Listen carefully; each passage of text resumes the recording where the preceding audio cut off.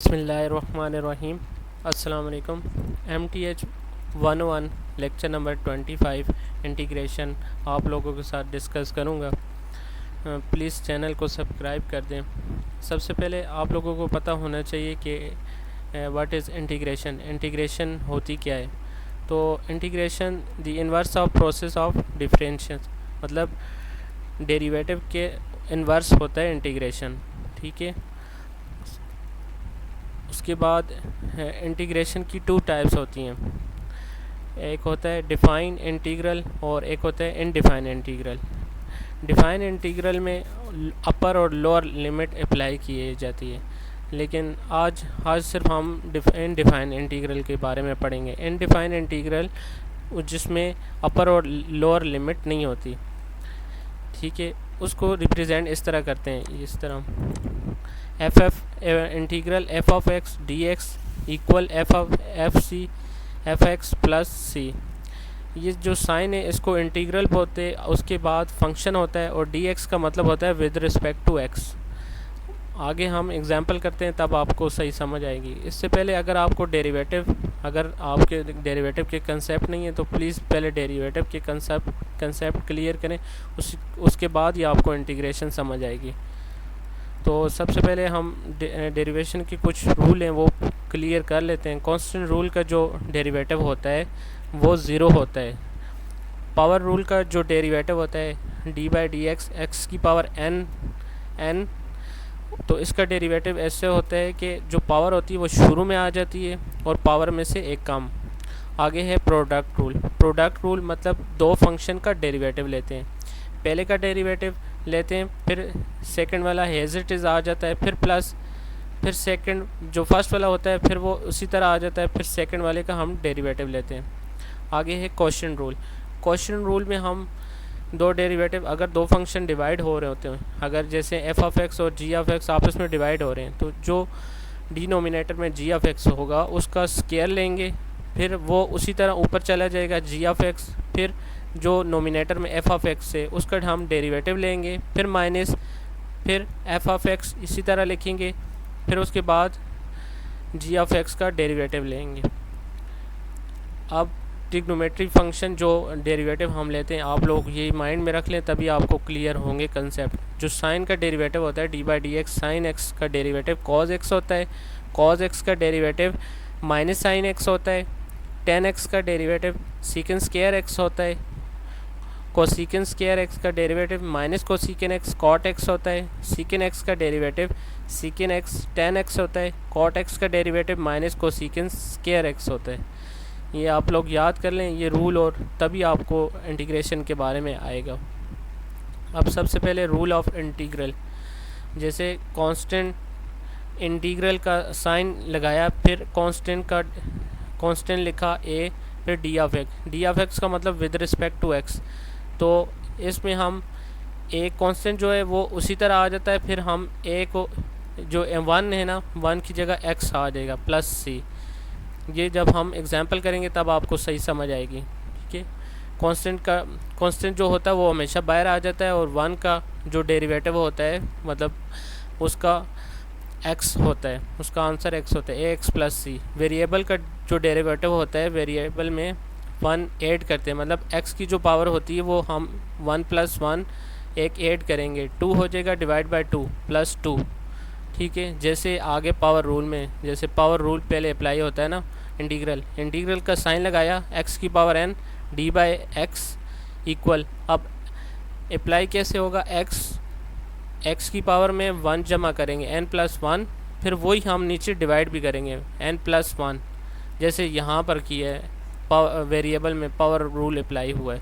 फिर आगे स्क्वायर में यहाँ पर भी पावर रूल अप्लाई हुआ है, वन ऐड कर दिया, स्क्वायर का जो इंटीग्रल लिया है ना तो वन ऐड किया, थ्री आ गया, वही हमने नीचे डिवाइड भी करना है। इसी तरह रेसिप्रोकल वन ओवर एक्स का इंटीग्रल क्या होगा, लॉग एक्स प्लस एक्स होगा, और एक्सपोनेंशियल का इंटीग्रल वही होता है एक्सपोनेंशियल प्लस सी। ठीक है। प्लस सी का ये मतलब होता है ये कांस्टेंट आ रहा है। ठीक है। आगे हम इनडिफाइंड इंटीग्रल के बारे में कुछ डिस्कस करेंगे, जैसे डेरिवेटिव और इनडिफाइंड इंटीग्रल के बारे में डिस्कस करेंगे। जैसे डेरिवेटिव, साइन का डेरिवेटिव कॉस एक्स होता है, और इसी तरह कॉस का integral sine x plus c होता है। इसी तरह कॉस का डेरिवेटिव माइनस साइन होता है, और इंटीग्रल साइन एक्स का डेरिवेटिव डी एक्स एक होता है minus cos x plus c. Tan x का डेरिवेटिव सीकेंड स्क्वायर एक्स होता है, सीकेंड स्क्वायर एक्स का integral tan x plus c होता है। सीकेंड स्क्वायर एक्स का derivative secant x tan x होता है। इसी तरह integral secant x tan x का integral d x secant x plus c होता है। कोसेकेंड एक्स का derivative minus cosecant x cot x होता है, और इसी तरह कॉस एक्स कॉट एक्स का derivative minus cos x plus c होता है। इसी तरह कॉट एक्स का डेरिवेटिव माइनस कोसेकेंड स्क्वायर होता है, और इसी तरह इंटीग्रल कोसेकेंड स्क्वायर एक्स का डी एक्स इक्वल होता है minus cot x plus c. अब ये पेज नंबर हैंडआउट में 172 पर ये एग्जांपल दी गई है। यहाँ पे आप देखें integral x square D x. अब इसकी हमने इंटीग्रेशन लेनी है एक्स स्क्वायर की, तो इंटीग्रेशन ऐसे अप्लाई होती है कि पावर एक ऐड कर लेते हैं वेरिएबल में, 1 पावर ऐड हो जाती है, 2 + 1 3 हो जाएगी, डिवाइड बाय 3 प्लस सी आ जाएगा। इसी तरह आगे क्यूब किए तो 1 ऐड हो जाएगा तो 4 आ जाएगा, वही हम नीचे डिवाइड कर लेंगे। अब आगे एक और एग्जांपल है 1/x की पावर -5, तो जो x की पावर -5 है ये ऊपर चली जाएगी, ये -5 हो जाएगी। इंटीग्रल x की पावर -5 dx, तो इसी में हम एक ऐड करेंगे -5 + 1 करेंगे तो -4 आ जाएगा। इसी तरह वही हम नीचे भी करते हैं, तो इसी तरह ये इसका आंसर आ जाएगा -1/4x की पावर 4 प्लस सी। तो कुछ थ्योरम में इनको आप अच्छी तरह कर लें, ये पेपर में और क्विज़ वगैरह में पूछ लेते हैं। जैसे constant can move through our integral sign, जैसे कांस्टेंट का हम इंटीग्रल लेंगे ना, कांस्टेंट का इंटीग्रल, तो वो हमेशा बाहर आ जाता है, फिर फंक्शन का हम डेरिवेटिव लेते हैं, ठीक है।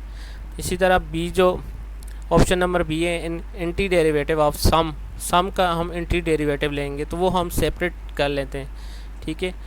Integral f(x) plus g(x) dx equal integral f(x) dx plus integral g(x).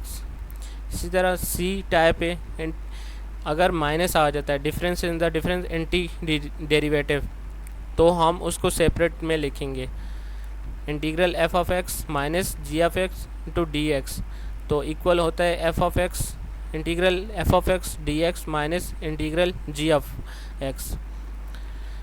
इसी तरह एग्जांपल नंबर 1 है, जैसे इंटीग्रल 4 cos x, तो इंटीग्रल में कांस्टेंट टर्म बाहर आ जाती है, तो 4 बाहर लिखेंगे, फिर इंटीग्रल cos x dx, तो cos x का जो इंटीग्रल होता है वो sin x प्लस सी होता है, तो आंसर आ जाएगा। फिर आगे integral x square plus x, अब ये सम आ गया, तो इसको हम सेपरेट में लिखेंगे, इंटीग्रल एक्स स्क्वायर dx लिखेंगे, फिर इंटीग्रल x, फिर हम पावर रूल अप्लाई करेंगे, तो पावर रूल में हम एक ऐड करते हैं, एक्स स्क्वायर है ना, तो 1 ऐड करेंगे, वही हम नीचे डिवाइड करेंगे, और x का वेरिएबल है, हम 1 ऐड करेंगे, 1 + 1 2 हो जाएगा, वही हम नीचे डिवाइड करेंगे, तो प्लस सी आ जाएगा।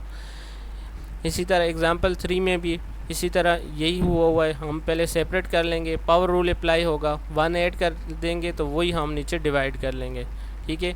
आगे लास्ट एग्जांपल है integral cos x divide by sin square x into dx, तो sin स्क्वायर को हम 2 बार लिख सकते हैं डिवाइड में, तो 1/sin सेपरेट हो गया और cos/sin सेपरेट हो गया, तो 1/sin कोसेकेंड स्क्वायर x की इक्वल होता है, और cos/sin cot x dx की इक्वल होता है, cos x sin x cot x की इक्वल होता है, तो cosecant x cot x integral जो होता है वो minus cosecant x plus c होता है।